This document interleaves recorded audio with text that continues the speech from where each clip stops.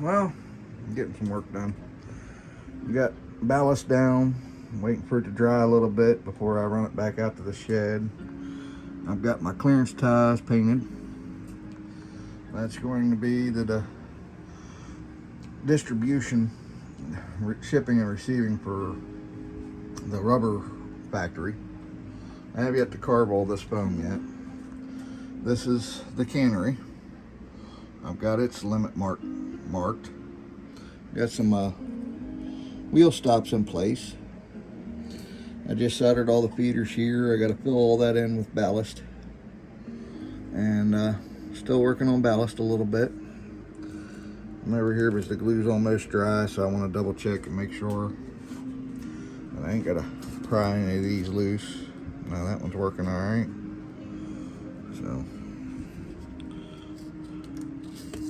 well, this one here's a little tight, but it ain't tight no more. And get a little bit more ballast out to the sides. A little hard to work in some of those places where I had to put the foam down for the road. Yeah, it's coming along. Gotta file some more of this down. I realized that because this joint was not even when I first drilled these holes, they're about an 1/8 inch high. This is for a turnout, that is in the staging area. There it is. And yes, it does work. So there we go. So it comes out quite a ways. It's a 3/4 inch hole. It is an RC connector. And then I've got these little connectors for RC batteries for the bus. Since I only need this one for one turnout, should be all right. Got dowel pins and sockets. Bolt hole ready to go. This bolt will go this way. The next bolt will pass through on this side. Be able to bolt together. So I'm about to head and build the next frame that'll be put on that end for South Tawnytown, and that'll be where larger complex will be. And when that ends in 4 feet, then we'll be good to go. But yeah, that's how much has progressed. It's quite a bit, considering the fact that I have buildings on this. And this is 1 month of working on this thing. So the next one's getting started. Have a good one. Well, hello everybody, and welcome back. This will be a second part of the video, I guess. I'm just now gluing the top to there. Got my staging yard underneath.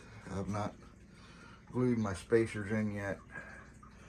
So there's 3 tracks. This is South Tawnytown.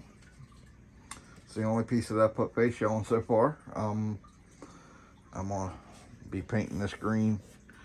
That's blue with yellow backer, but I'll be doing green there to soften it up. This is gonna be my fascia color. It's Spanish moss green from I think Krylon. But this is south side of Tawnytown. This is where the big mill and everything else would have been. The train station would have been about here. And big green elevator on this side. Big mill on this side. And a fertilizer lumber dealer at the back of it. So I've yet to draw out the main line yet, or the sidings. I'm gonna be getting to work here soon though. I've got all this glued up and glued down with Mod Podge, as I'm going to the Boomer suggestion. The only thing is that I bought that tub not realizing it was gloss. I've got 2 bigger tubs of matte, and I sit there and went, well, what am I going to do with this gloss that I've got? Because I got it cheap. So the gloss is actually what I'm using to glue to the phone.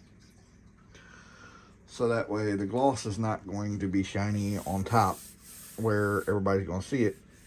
It'll just be glue.